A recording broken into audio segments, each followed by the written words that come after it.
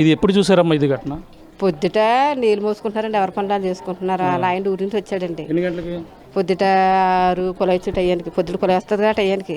ఆవిడ రాబోతే అలా ఆయన డ్యూటీ నుంచి వచ్చిన తర్వాత మాధురి అని పిలిచాడు. పిలితే తలుపులు తీయలేదు. తర్వాత నేను బయటకు వెళ్ళిపోయాను, బజార్కి వెళ్ళిపోయానండి. బజార్ కోడి మాసం ఎలా ఆదివారం కదా, బజార్కి వెళ్ళిపోతే నేను తిరిగి రాబోతే గోల అయిపోయి జనం కనపడ్డారు అక్కడ. లోపల చనిపోయి ఉన్నారు, ఎలా అంతే తెలుసండి.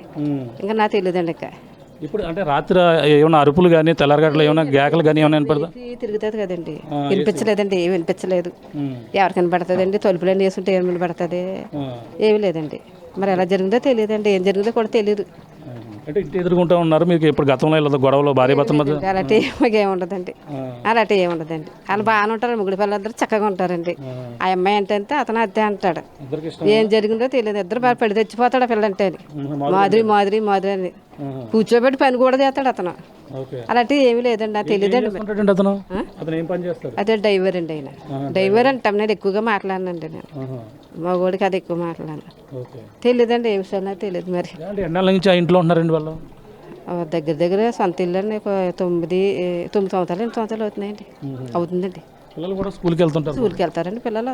ఇవాళ సండే స్కూల్ పంపుతుందండి. వేళ రెడీ చేసి సండే స్కూల్ పంపిస్తుంది.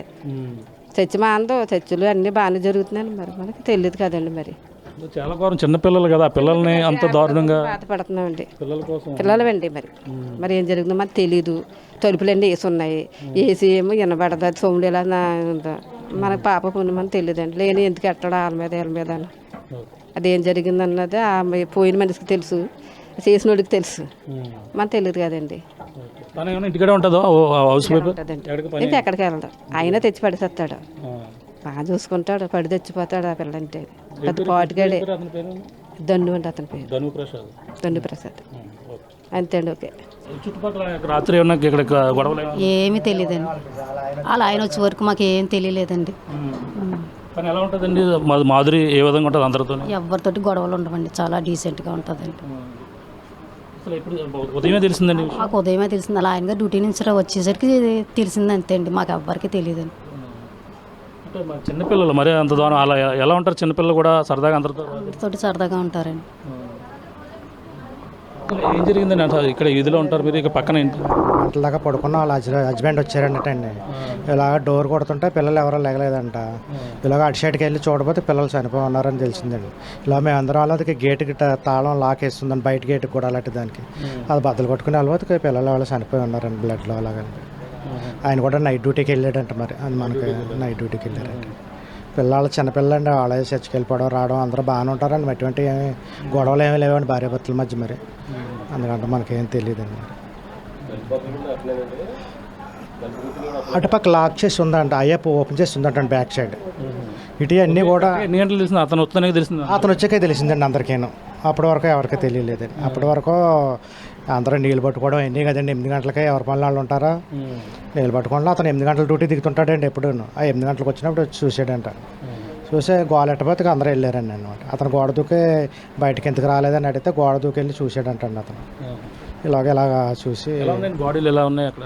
నేనైతే మాత్రం వెళ్ళలేదండి, నాకు భయం వేసి నాకు బాడీలు చూడాలండి. అంటే చిన్నపిల్లలు ఎక్కడికి వచ్చి ఆడుకుంటేవారండి ఎక్కువగా మన దగ్గరికి వచ్చి. ఉదయం వస్తే డాడీ అని వచ్చి ఎలాగ వచ్చి ఆడుకుని స్కూల్కి వెళ్ళిపోయేవారు, చర్చికి వెళ్ళిపోయేవారండి. అందువల్ల నేను చూడదలుచుకోలేదు వాళ్ళని. వాళ్ళు ఫ్రైజీ నిసి అని పిలుస్తారండి వాళ్ళు. అందువల్ల నాకు చూడలేకపోయానండి. వెళ్ళి ఉన్నారండి ఇంట్లో వాళ్ళు చాలా రోజులు బట్టి వాళ్ళదండి హౌస్, ఓన్ హౌస్ అండి. ఆటో డ్రైవర్ అండి? అదండి, ఏదో ఆయిల్ కంపెనీలో ఏదో చేస్తారంటండి ఆయన. అప్పుడప్పుడు జీపీఎస్కి వస్తుంటాడు ఆయన. మేము ఆయనతో ఎక్కువ మాట్లాడమండి. పిల్లలే వస్తుంటారు మనకి ఎక్కువ, ఆవిడతో కూడా మాట్లాడడం. పిల్లలే వస్తుంటారు, పరిచయం పిల్లలే అండి మనకి. చుట్టుపక్కల పిల్లలు కూర్చొని వెళ్ళిపోతే పిల్లలతోనే అంతే. వాళ్ళ పెద్దవాళ్ళు ఎక్కువ మనకి టచ్ ఏమి ఉండదండి. ఏం జరిగింది అన్నది ఎవరికి తెలియదండి. పొద్దుటే ఫోన్ చేసి ఆ అబ్బాయి ఇలా పిల్లల్ని మీ అమ్మాయిని చంపేశారు అక్క అలాగని చెప్పి ఫోన్ చేసి చెప్పాడు పిల్లల తల్లికి. అంతే తప్ప ఏం తెలియదండి బాబు. నిడిగట్ల అంటే ఇక్కడండి, ఇలాగా బూరుపూడు దాటాక లోపలికి ఉంటుందండి.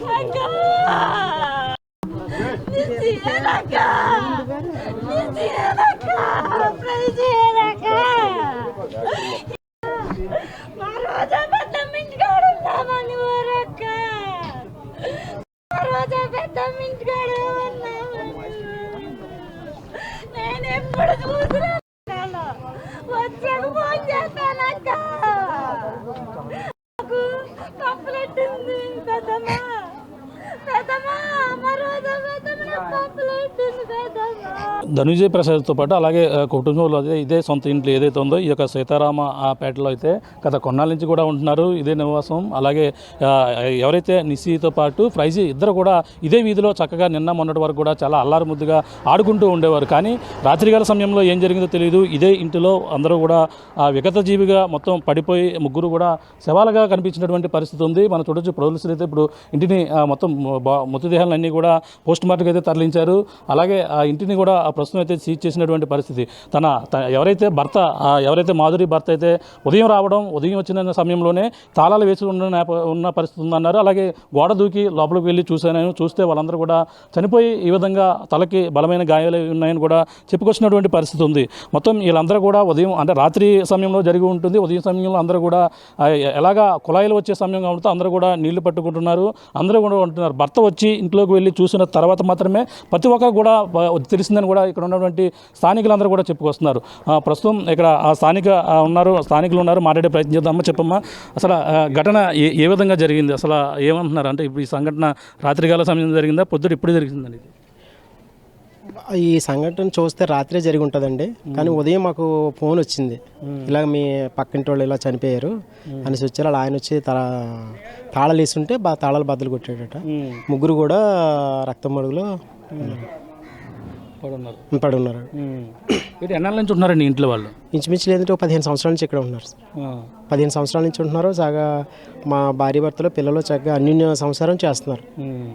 ఈరోజు అసలు యాక్చువల్గా పొద్దుట ఆ టైంకి అయితే పిల్లలు లెగిసి స్నానాలు చేసి చర్చికి వెళ్ళే సండే స్కూల్కి వెళ్తూ ఉంటారు. వాళ్ళు ఆ సండే స్కూల్కి వెళ్తూ ఉంటారు.